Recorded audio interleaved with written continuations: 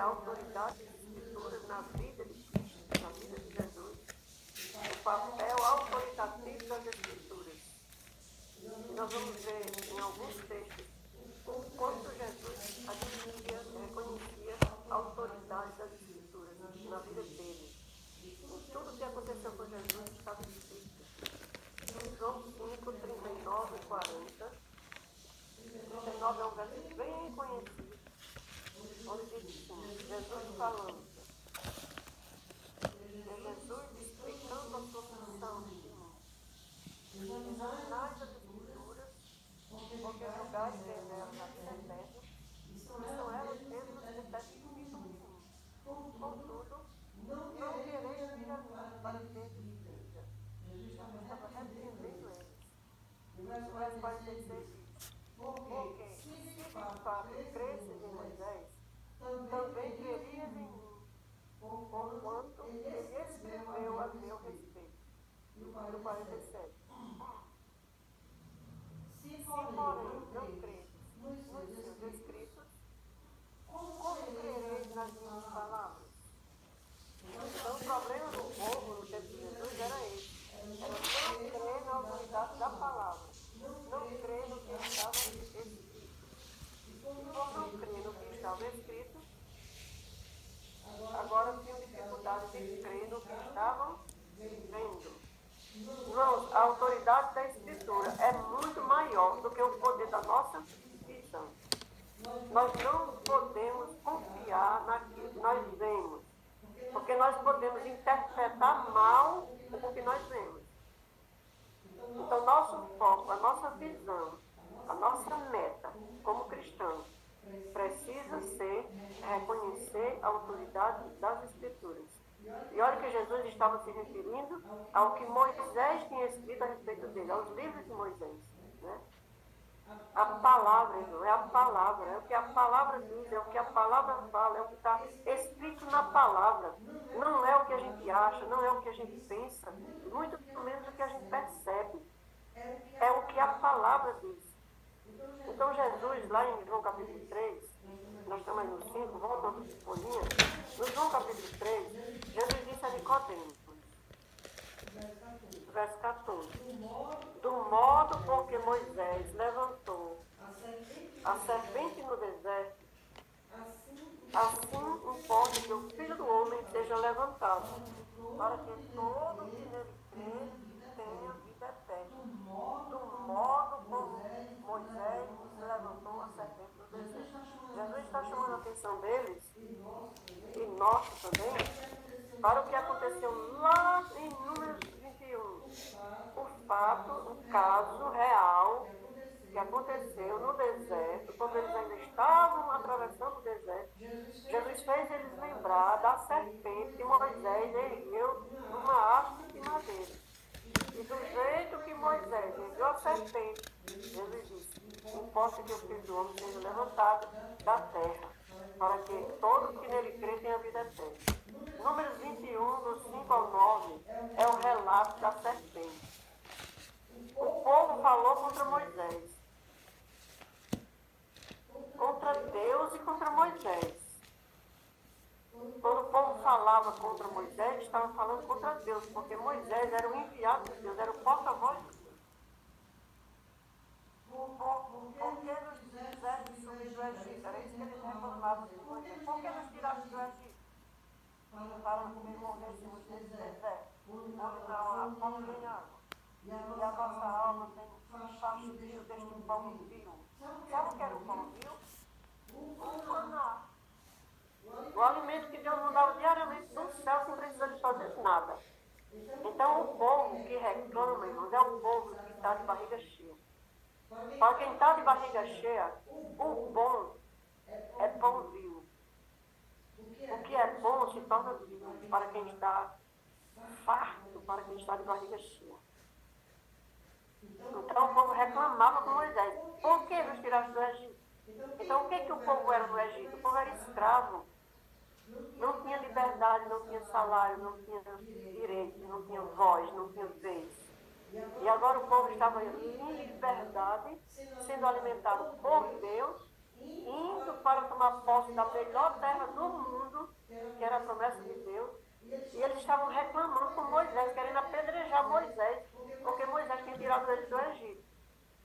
Irmãos, hoje na igreja tem gente arrependida de ter saído do mundo, reclamando com as situações da igreja, se queixando, murmurando, criticando, infeliz, porque está nesse caminho de libertação.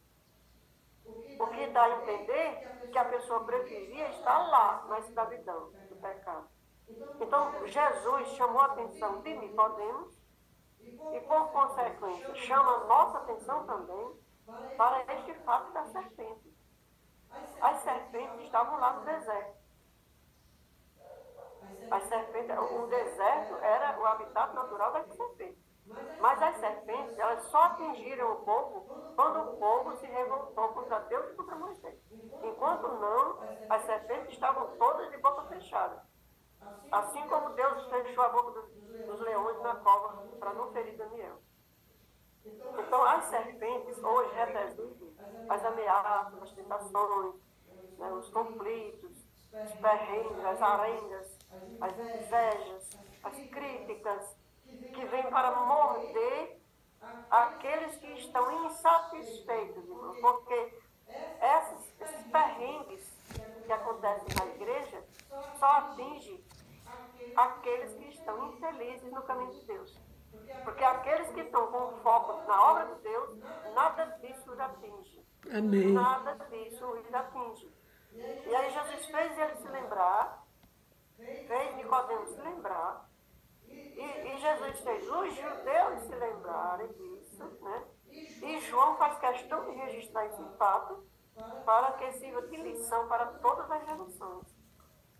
E o povo reclamou com Moisés, e o povo se queixou, e Moisés fez, e Deus foi orar, e Deus disse, faça uma serpente, manda lá no pau, bem alto. Todos os que tiverem mordido de serpente, que olhar para aquela serpente que estiver lá no alto, lá no pau, eles serão curados. Tinha gente que morria para não olhar, só para não dar o braço para torcer, só para não ceder ao plano de Deus. Morria envenenado e não olhava. Agora, que custo faz a pessoa olhar para cima? Jesus está dizendo que do mesmo jeito é hoje, é agora. A palavra de Deus tem autoridade. Pois é, irmão Alfredo. Então Jesus está chamando a atenção deles e nossa atenção para o fato da autoridade da palavra. O que tinha de misterioso naquela serpente de bronze? Nada. Na serpente de bronze não tinha nada, a serpente era de bronze. O que bronze pode na vida do ser humano? Nada. Então, onde estava a autoridade? Na palavra. Deus tinha dito. Isso é maravilhoso. Aí, quando Jesus relata isso para Nicodemos, e João registra isso no Evangelho, pois é, as pessoas têm dificuldade de se importar com o que Jesus diz. E o poder está no que Jesus diz. Certo? Agora dê um pulinho para João capítulo 13. Nós estamos estudando hoje a autoridade das Escrituras. A autoridade das Escrituras. João capítulo 13. Manda a gente ler o 18, verso 18. Diz assim, João 13, 18. Não falo a respeito de todos vós. Jesus aqui está identificando o traidor. Eu não falo a respeito de todos vós. Pois eu conheço aqueles que eu escolhi. Para que se cumpra as Escrituras.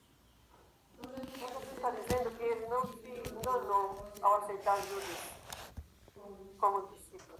Porque Jesus conhecia quem ele tinha chamado e sabia que alguns poderiam estar firmes, poderiam se firmar, ser transformados, ser convertidos, só que ali estava alguém para cumprir as Escrituras. E infelizmente esse alguém era Judas. Agora pule para o capítulo 17, verso 12. 17, verso 12. Jesus orando, né? A oração intercessória de Cristo. Quando eu estava com eles,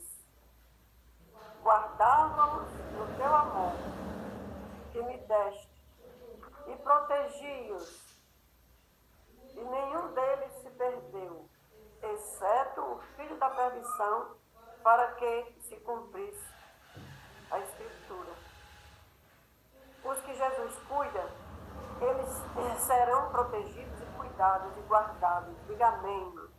Os que Jesus cuida, eles são cuidados, guardados e protegidos, exceto aqueles que estão ali para cumprir as Escrituras. Tem o joio? Tem o joio. Como nós vimos no sermão de sábado na igreja. Tem o joio. Mas o joio está ali para cumprir as Escrituras. Você não é obrigado a ser joio.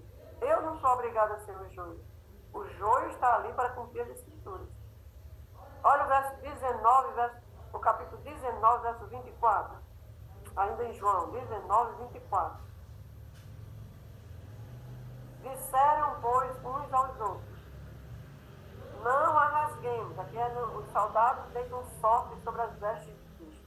Disseram, pois, uns aos outros: não a rasguemos, mas lancemos sorte sobre ela para ver a quem caberá. Por que eles lançaram sorte sobre a túnica de Jesus para ver com quem a túnica ia ficar? Para se cumprir a Escritura. A Escritura estava escrito lá no Antigo Testamento, no Salmo 22, verso 18. Tinha essa profecia de que eles iam lançar sorte sobre as roupas de Jesus. Então Jesus está chamando a atenção aqui em João, aqui no Evangelho de João. João relata isso sobre os soldados lançarem sorte. Por que os soldados dividiram as roupas de Jesus e lançaram sorte sobre a túnica? Porque estava escrito que ia ser assim. E eles lançam sorte, eles não rasgam a túnica. A túnica não tinha costura, era feita toda no tecido, não tinha como repartir. E eles lançaram sorte para cumprir Salmo 22, 18. O que mais? O que mais nós encontramos em João 19, verso 28? João 19, 28. A morte de Jesus. Depois, vendo Jesus que tudo já estava consumado, para se cumprir a Escritura, disse: tenho sede. Do jeito que está escrito lá no Salmo. Lá no Salmo diz que a sua língua se secou, colou na boca por falta de saliva. Está escrito no Salmo. Então aqui se cumpriu. A Escritura, ele expressa: tenho sede. E o verso 36. E isto aconteceu. Aqui no 36 já é sobre o soldado furar o seu lado com a lança. No 36 diz assim: e isto aconteceu para se cumprir a Escritura. A Escritura que estava onde? Que estava lá em Salmo 34, verso 20. Lá em Salmo tinha escrito que nenhum de seus ossos seriam quebrados. Os guardas chegaram, quebraram os ossos, as pernas dos dois que estavam crucificados ao seu lado, à direita e à esquerda, porém não quebraram os ossos de Jesus. Furaram o seu lado para conferir se ele estava morto. Então, irmãos, a palavra de Deus tem autoridade eterna. Nunca venceu essa autoridade. Que possamos nos submeter a ela. Querido Deus, que maravilha, Senhor, é ter a Tua palavra em nossas mãos.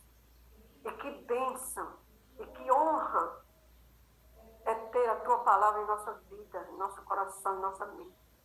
Só o Espírito de Deus pode fazer isso. Então, Deus, derrama Teu Espírito em todos nós que estamos te buscando, para que a Tua palavra exerça autoridade total na nossa vida. E venha o que vier, aconteça o que acontecer, a Tua palavra se cumpra de forma positiva em nossa vida, por meio da fé. Em nome de Jesus, amém. E agora vamos para o livro Serviço Cristão com a irmã Elza.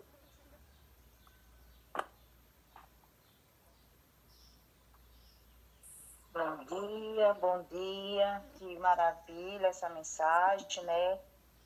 Assim, parece que foi até combinada com a leitura de hoje, muito importante, né? o verso que, um dos versos que nós lemos aqui, o 17 e 24, né? Que fala, o 17 e 24, cadê, meu Deus do céu? Da proteção que Deus tem sobre cada um de nós, aqueles que obedece, né? E que sempre quer fazer a vontade de Deus. Não se preocupe que nós sempre nunca estamos só, né? Deus sempre está conosco ali, nos guiando, nos orientando. E muitas vezes a gente até se sente incapaz, mas Ele chega com a sua palavra e diz: não, meu filho, você não está só, eu estou contigo. Não se inibe, vá à frente, vá que eu vou à frente contigo. E vários momentos da minha vida eu já passei por isso, senti a presença de Deus assim, com os irmãos também, acompanhando alguns irmãos. E uma vez nós fomos para Natal com uma das nossas irmãs.